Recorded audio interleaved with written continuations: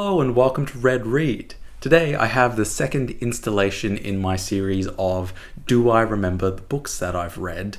And so if you haven't seen the first video that I did on this, which is pretty fun and I recommend going and checking it out, essentially the idea is that I've made up a little bit of a game to test my memory regarding the books that I've read in the past. As some people who watch the channel will know, when I read books, I will generally do some annotations of them with some little tags on the side here, and so hopefully as a way to remember it or to give me something to go and reread or restudy when I go back to the book.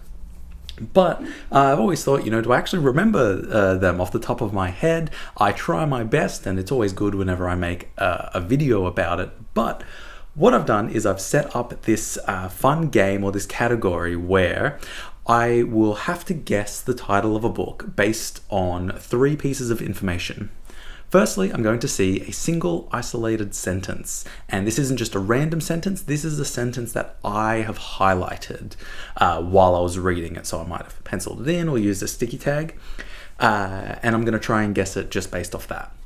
The next one is that I will see a complete paragraph, either the whole paragraph or part of the paragraph will have been annotated or highlighted, so just a kind of bigger version of the first clue.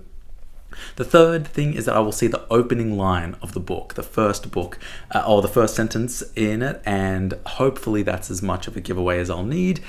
At any point, I'll try and guess the title of the book. Like the 4th piece of information I'll get is the book title.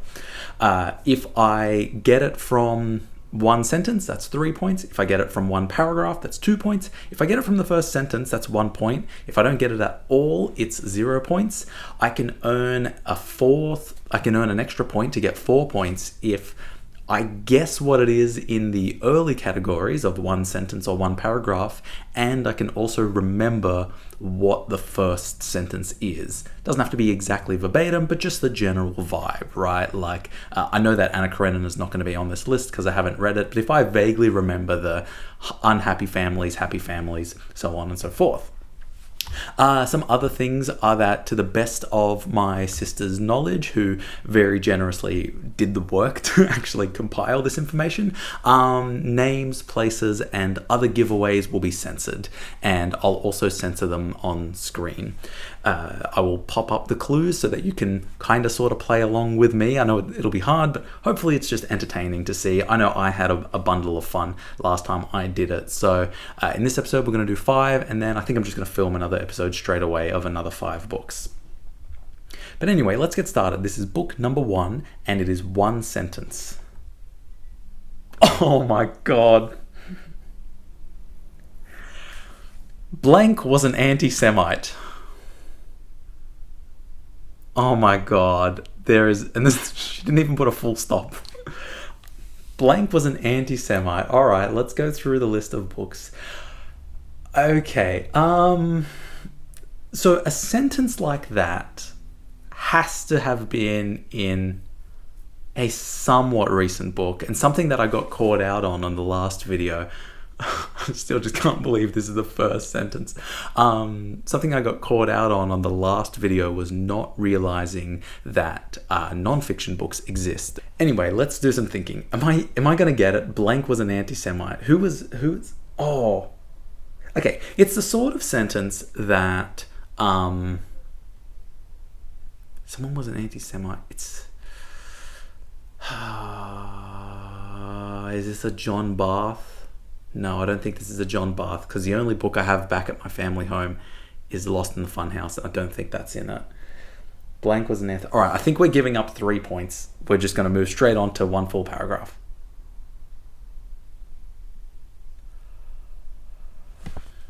Blank was an anti-Semite and was so blatantly sympathetic with the Germans in both world wars that thousands of Norwegians mailed him back copies of his novels in contempt. Okay, this has got to be a non-fiction book. I know they're talking about a philosopher. No, they're talking about, I think, Knut Hamsun. Got it. I got it. I think I know who this is.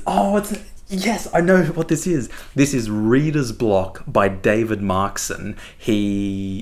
Yep, because I remember it was a recurring motive that he would talk about anti-Semitic authors, and yep, this is exactly him. Can I remember the first sentence? So right now I'm sitting and chilling on 2 points. Okay, so I think the first sentence, I'm going to try and unlock this. Reader is fed up with writing novels. I know that that's one of the first sentences. I don't know if it's the very first sentence. Let's see what the first sentence is. Someone nodded hello to me on the street yesterday. I tried my best, but I didn't succeed. That's all right, though. I'm still happy with 2. I didn't get the extra bonus point of figuring it out, but let's just confirm. Book title, Reader's Block, David Markson. Yes, yes. So I love David Markson. I've even made a video about this book, and I've made videos about a bunch of his other books. If you haven't read Wittgenstein's Mistress, that's one I recommend. Just go in blind and try to read it in as short a period as possible. And I also recently read his trilogy of novels, This Is Not a Novel, which I don't know if it's within the frame, but it's just there-ish. Anyway, Reader's Block, David Markson. I'm just going to go back to book 1. Points scored was 2 points. And I'll pencil that in for myself. Moving on to book number 2. This is 1 sentence. I'm still just giggling that blank was an anti-Semite was the first one. Anyway, moving on. The sentence is, I tell myself I have reached an age, the age of unreliable menace. The world is full of abandoned meaning. In the commonplace, I find unexpected themes and intensities. Ooh, okay. Okay, let's think about this. So we're getting vaguely nihilistic vibes. Duh. Don't think the world is full of abandoned meaning. In the commonplace, I find unexpected themes and intensities. Another interesting thing is that it's not any of the books that are here. So something that popped into my head was that it might be the notebooks of Malta Lawrence Brigger, but it's not that one. I tell myself I've reached age. I almost think, did I take annotations in Kafka on the Shore? I don't know. I'm just thinking about sort of... Oh! I'm wondering if it's No Longer Human by Osamu Dazai.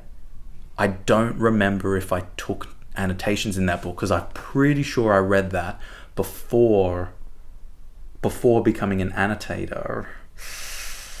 It's the closest thing I can think of now, off the top of my head, that sort of fits that vibe. World is full of abandoned meaning. Like, come on. Let's move on to 1 paragraph. I'm not getting 3 points for this. Okay, so... Our newspaper is delivered by a middle-aged Iranian driving a Nissan Sentra. Something about the car makes me uneasy, the car waiting with its headlights on. At dawn, as the man places the newspaper on the front steps, I tell myself I have reached an age, the age of unreliable menace. The world is full of abandoned meaning. In the commonplace, I find unexpected themes and intensities. Okay. This is not a middle-aged Iranian driving a Nissan Sentra is not Osamu Dazai.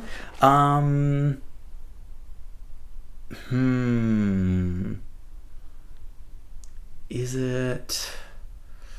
Let's think. It wouldn't be White Teeth again by Zadie Smith, because I already did that in another video. Wow, I'm really fully blanking on this. This is quite a hard one. Could this be a non-fiction? Is there someone who's written essays of this sort? Is this Zadie Smith's Intimations? Am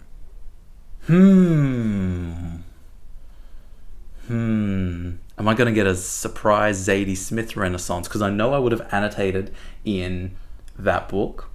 It feels like that kind of non-fiction vibe, but written by a person who writes great fiction.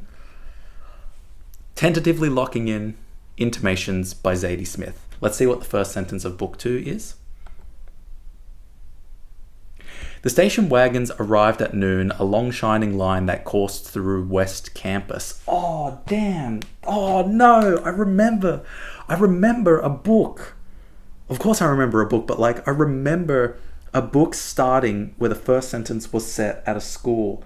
It's not Zadie Smith. It's a novel. West Campus. Oh, bloody hell. What is it? It's right on the tip of my teeth, but tip of my tongue, rather. Am I going to have to throw in the towel? I really don't remember. The station wagons arrived at noon, a long shining line that coursed through the West Campus. Station wagons arriving at noon. I don't know why. The only thing is I feel like there's a chance that this was adapted into a film. I don't know. That's the only thing. I'm not going to get any points for this. We're throwing in the towel, but let's see what it is. White Noise by Don DeLillo. Oh my god, I was at least right that there was a film that was made out of it. So yeah, okay, back to one sentence. Tell myself to reach an age. Okay, cool. I can see that makes sense to me. And of course, because he's a teacher and he's set at school. Yes, West Campus. Don DeLillo, White Noise, points scored, 0 points. I gotta be honest, I really thought the only times I would get 0 points would be for non-fiction books, but alas, I don't have much to say about that, other than unfortunately I didn't remember Don DeLillo. People have said that, there are some other books, like I think Underworld is his kind of the creme de la creme. If you've read more Don DeLillo than White Noise, because that's the only DeLillo I've read, what do you recommend? What do you think I should check out? Moving on to book number 3. This is a single sentence. I could not... Okay, already know this is Bernhard.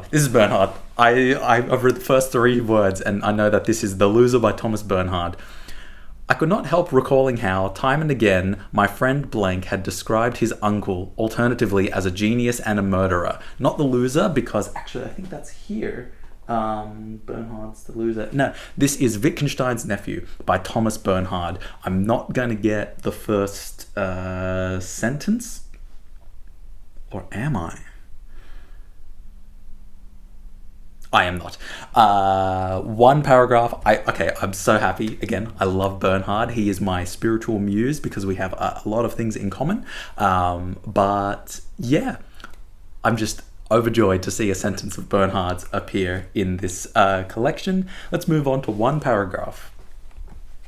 Whenever I saw blank striding purposefully toward the operating theatre with never a glance to the left or right, I could not help recalling how, time and again, my friend blank had described his uncle alternatively as a genius and a murderer, and every time I saw blank, who I think is Paul, entering or emerging from the operating theatre, I wondered whether I was seeing a genius or a murderer entering, a murderer or a genius emerging. I love that. Like, there's something, it's so like...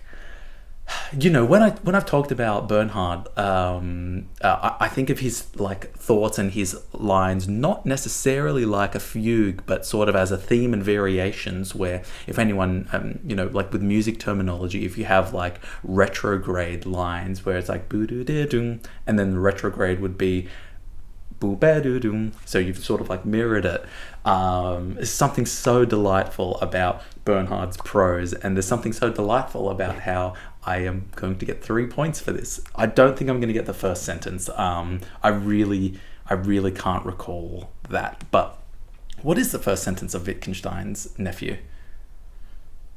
In blank, one of the indefatigable nursing sisters in the blank on the blank placed on my bed with a copy of a newly published book blank, which I had written a year earlier at blank in blank, but I had not the strength to pick it up, having just come around from the general anesthesia lasting several hours, during which the doctors had cut open my neck and removed a fist-sized tumor from my thorax.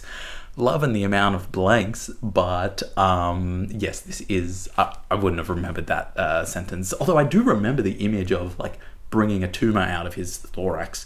But that is, I'm going to guess, the first sentence of Wittgenstein's Nephew by Thomas Bernhard. Thank you, Bernhard, for being one of my favorite writers and for allowing me to redeem myself from the great blunder of guessing Don DeLillo's White Noise.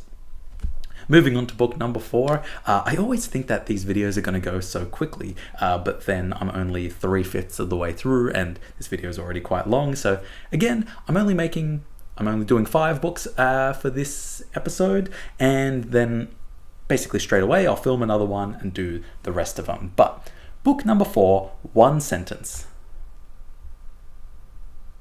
Okay. Ooh. What the...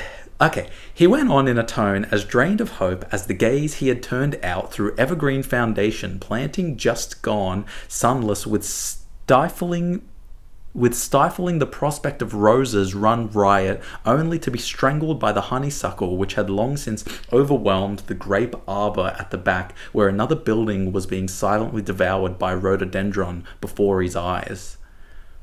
What is that? What even is that? All right, so it's a couple of things. Rhododendron is a word, and it almost feels like a clue of exactly, like, basically I'm thinking Nabokov. Like, Nabokov is just the signal lights that are flashing in my head. It seems like that sort of like Nabokov would say grape arbor. You know what I mean? Grape arbor. Rhododendron, and I highlighted this. So, drain of hope as the gaze he had through the evergreen foundation planting, just gone sunless with stifling the prospect. I almost wonder if there's a typo. Insert my sister's name. Did you make a typo here? I don't know. We'll see how it goes, but the grammar seems a little bit weird, but yeah, when it's on the screen, you'll be seeing exactly what I'm seeing. First guess, Nabokov's invitation to a beheading. I've got a feeling this is Nabokov prose, and I also have a feeling that this is like the story of the character who is, it's Nabokov's kind of spin on Kafka's The Trial. Let's see a full paragraph. I had hoped, said Blank from the far end of the room, where he appeared to steady himself against the window frame. I expected Blank to be with us here today, he went on in a tone as drained of hope as gaze. Okay, I expected Blank to be with us here today, and I don't know if this is right, but... because there's like a comma and then an M dash.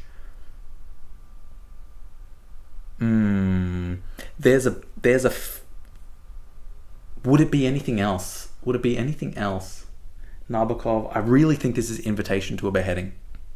Let's see what the first sentence is. No, it's Gaddis.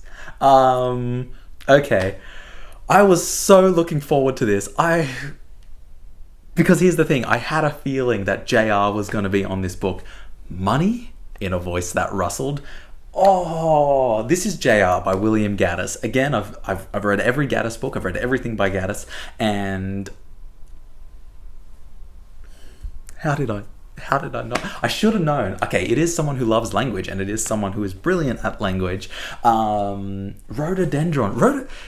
Am I crazy? Is it not like rhododendron is just such a Nabokov word, right?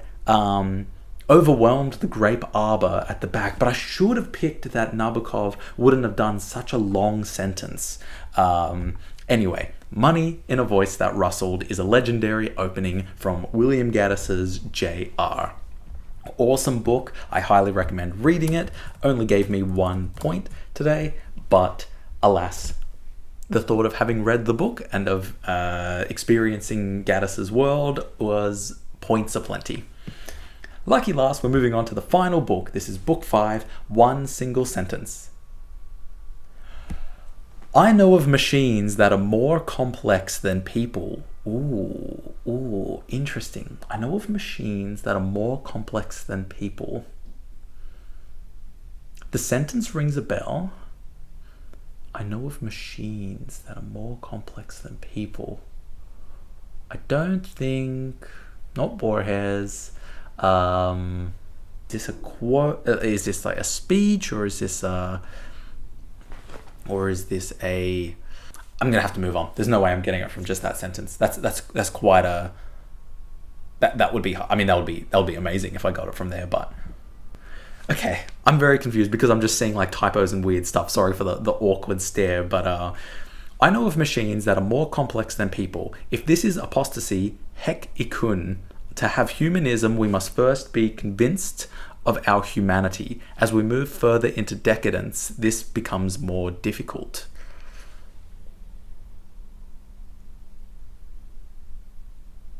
Wow, I've got no clue. All right, what am I thinking? I know of machines that are more complex than people. What is heck ikun? Like, surely this is not like the most egregious typo that my sister could have possibly made. Must be convinced of our humanity. Ooh, okay, well, is it a science fiction thing? It's not Dune. As we move further into decadence, this becomes more difficult. Is this a non-fiction book? Is there something... I don't think this is Siberiad by Stanislaw Lem. Unfortunately, I'm just gonna have to move on. I really don't know what this is. I know of machines that are more complex than people. Could this be The Name of the Rose by Umberto Eco? That would be a pretty cool apostasy. All right. I'm going to take a stab in the dark. I didn't take that many annotations in the Name of the Rose, but this kind of seems like that sort of erudition. And I just had this idea. I was like, is this an Umberto Eco thing? But I haven't, have I read an Umberto Eco non-fiction? Something. I know I own Chronicles of a Floating Society or something like that. First guess, okay, lucky last ditch effort guess is that this is The Name of the Rose by Umberto Eco. Just because apostasy is being mentioned, that's the sort of most obvious thing. Or is this Zorba the Greek? Okay. Heck ikun doesn't sound Greek. Okay. I'm locking in. Okay, if I move on and it is The Name of the Rose, I'll get 2 points. If it's Zorba the Greek, I will not. First sentence. Christmas Eve, blank, wearing black Levi's suede jacket, sneakers, and big cowboy hat, happened to pass through blank. Nope, it's neither of those. Definitely not In the Name of the Rose. Definitely not Zorba the Greek. Unless old mate narrator was wearing a cowboy hat. What even is this? Is this a collection of short stories where they're different? This is a 0 points. Let's see what it is. I'm gonna flip if this is a book I've made a video about. V by Thomas Pynchon. Okay, yeah. Okay, I know this is so dumb, but I looked at that and I was like, is this Gravity's Rainbow? Because like when I saw that phrase, I was like, okay, I feel like we've got someone who writes in a particular mannerism. I would not have guessed at all that V starts with Christmas Eve, blank. But a pretty awesome book, and I think that it's an awesome even though like the big ones, the big Pynchons like the Mason and Dixons and the Gravity's Rainbows are good. I recommend reading Vineland and even V as a very first start for Thomas Pynchon. Wow, Didn't do too great in this one, but I'm not too worried. For the first book, which was Reader's Block by David Markson, I got 2 points. The next book, which was White Noise by Don DeLillo, I got 0 points. Wittgenstein's Nephew, I got 3 points. JR by William Gaddis, just 1 point. And lucky last, V by Thomas Pynchon, I didn't get any points. Gutted, because I've read a lot of Pynchon and I would have hoped that I would just get his prose, but alas, if you've read Pynchon and you knew what that was, I would love to have heard in the comments section. Let me know what you thought. I hope you all enjoyed this second installation in Do I Remember the Books That I've Read, and stay tuned for the next one. I don't know when it'll be uploaded, but I'm going to film it essentially now. Thanks again for watching. I hope you all enjoyed, and I'll see you in the next video.